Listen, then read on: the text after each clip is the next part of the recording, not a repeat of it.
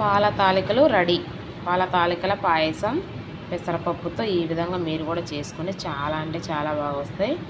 గణేశాకి నెలకు ఒకసారైనా ఇలా చేసి పెట్టండి. స్టవ్ ముట్టించి ప్యాన్ అయితే పెట్టుకున్నా. 1 కప్పు అయితే బెల్లం నానబెట్టుకున్న నీళ్ళు అయితే వేస్తున్నా. కొంచెం బెల్లం 1 స్పూన్ అయితే సరిపోతుంది. ఎందుకంటే పాల తాలికలు చప్పగా లేకుండా ఉండడానికి 1 చిటికెడు సాల్ట్. 1/4 కప్పు బియ్యం పిండి తీసుకున్నాను. పొడి బియ్యం పిండి అయితే జల్లించుకోవాలి. ఈ విధంగా మరిగేటప్పుడు అయితే పిండి వేసుకుందాం. ఇదిగో జల్లించుకున్న పిండి ఇందులో వేసుకొని బాగా కలబెట్టుకోవాలండి.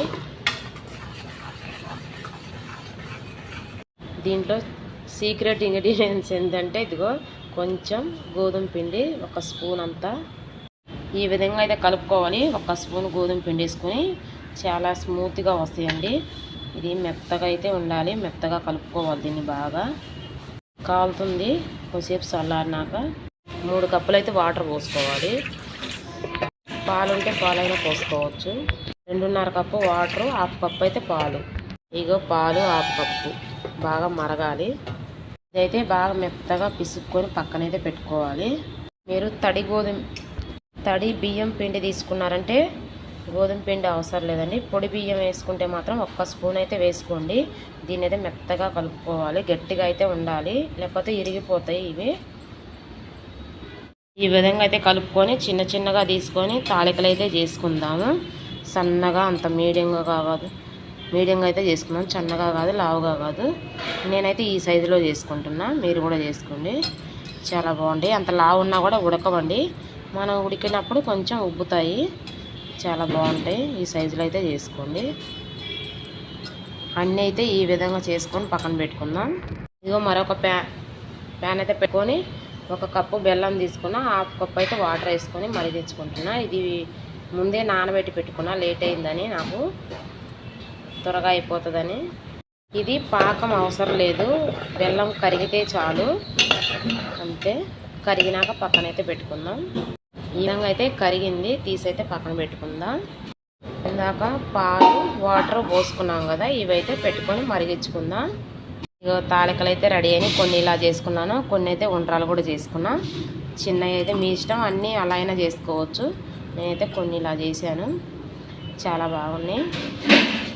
2 స్పూన్లు బియ్యం పిండి తీసుకుని వాటర్ వేసుకొని అయితే కలిపి పక్కన పెట్టుకోవాలి. ఇగో ఈ విధంగా అయితే కలిపి పక్కన పెట్టుకున్నా. 2 స్పూన్లు అయితే పెసరపప్పు అయితే బాగా ఫ్రై చేసుకోవాలి. ఇవే టేస్ట్ అండి దానికి, పాయసానికి. ఎర్రగా ఫ్రై అయిన తర్వాత మిక్సీకి అయితే కచ్చాపచ్చగా పట్టుకోవాలి. కొందరు సగ్గు బియ్యంతో కూడా చేసుకుంటారు, కొందరు పెసరపప్పుతోనే టేస్ట్ అండి. సగ్గు బియ్యంతో కూడా బాగానే ఉంటుంది. కొత్తగా అంటే పెసరపప్పుతో చాలా బాగుంటుంది. ఇలా ట్రై చేసి అయితే చూడండి. ఈ విధంగా అయితే ఫ్రై చేసుకోవాలి. చల్లారిన తర్వాత మిక్సీ పట్టుకుందాం. వాటర్ మరిగాయి. ఇప్పుడైతే ఇవైతే వేసుకొని మరిగించుకోవాలి. మీడియం సైజులో ఉడికించండి. మంట మీడియం సైజులో పెట్టండి. హై ఫ్లేమ్లో పెడితే ఉడకవండి. కొద్దిసేపు అయితే ప్లేట్ పెట్టుకుందాం. మిక్సీ పట్టుకుందాం కచ్చాపచ్చగా. నేనైతే యాలకులు కూడా వేసి పట్టుకుంటున్నా. పౌడర్ ఉంటే లాస్ట్లో అయినా వేసుకోవచ్చు. నా దగ్గర పౌడర్ లేదు, అందుకే మిక్సీ పౌడర్ అనేది ఇలా పట్టుకున్నాను. నేను ఇది ముందే వేసుకొని మరిగించాలి, కాకపోతే నేను ఇప్పుడు వేసి అయితే మరిగిస్తున్నా. చిన్నగా కలబెట్టండి, ఇరిగిపోతాయి లేకపోతే. పెసరపప్పు పౌడర్ వాటర్ మరిగినప్పుడే వేసుకోవాలి. తర్వాత ఈ తాలికలు అనేది వేసుకోవాలి. నేను అది పట్టేసరికి లేట్ అయిందని నేను ముందే తాలికలు వేసాను. మెత్తగా కొంచెం పౌడర్ అయితే పట్టుకున్నాను. మనం 2 స్పూన్లు బియ్యం పిండి కలిపి పెట్టుకున్నది వేసుకొని శుభ్రంగా కలుపుకోవాలి. ఉండలు కట్టకుండా, లేకపోతే ఉండలు కడితే బియ్యం పిండి వేస్తే చిక్కదనం వస్తుంది. ఇదిగో ఈ కంటెస్టీలో ఉండాలి. బియ్యం పిండి వేసినాక 3 నిమిషాలు ఉడికించాలి. ఇప్పుడు వడగట్టుకొని తీసుకున్నాం. బెల్లం పాకం పోసుకున్నాం. నేను పాలు తక్కువ తీసుకున్నా కదా, అందుకే కొంచెం ఎర్రగా కనిపిస్తుంది. మీరు పాలు ఎక్కువైనా తీసుకోవచ్చు. నా దగ్గర కొంచెమే ఉన్నాయి పాలు, కొంచెమే పోసాను. 1/2 కప్పు. ఇవి త్వరగానే ఉడుకుతాయి, ఎందుకంటే మనం వేడి నీళ్ళతోనే కలుపుకున్నాం కదా పిండి, అందుకోసం త్వరగానే ఉడుకుతాయి. ఉడికినాయండి. పక్కన పెట్టుకొని ఇప్పుడు మరొక ప్యాన్ పెట్టుకొని 2 స్పూన్లు అయితే నెయ్యి అయితే వేసుకుందాం. పప్పు వేసుకొని వేపుకుందాం. ద్రాక్ష లేదు, ఓన్లీ జీడిపప్పు మాత్రమే. ఈ విధంగా అయితే వేపుకొని పాయసంలో వేసుకుందాం. పాయసంలో వేసుకుంటే సూపర్ ఉంటుంది గణేశాకి. చూసారా ఈ విధంగా అయితే రెడీ అయిపోయింది పాయసం. పాల తాలికలు రెడీ. పాల తాలికల పాయసం పెసరపప్పుతో ఈ విధంగా మీరు కూడా చేసుకుని చాలా అంటే చాలా బాగా వస్తాయి.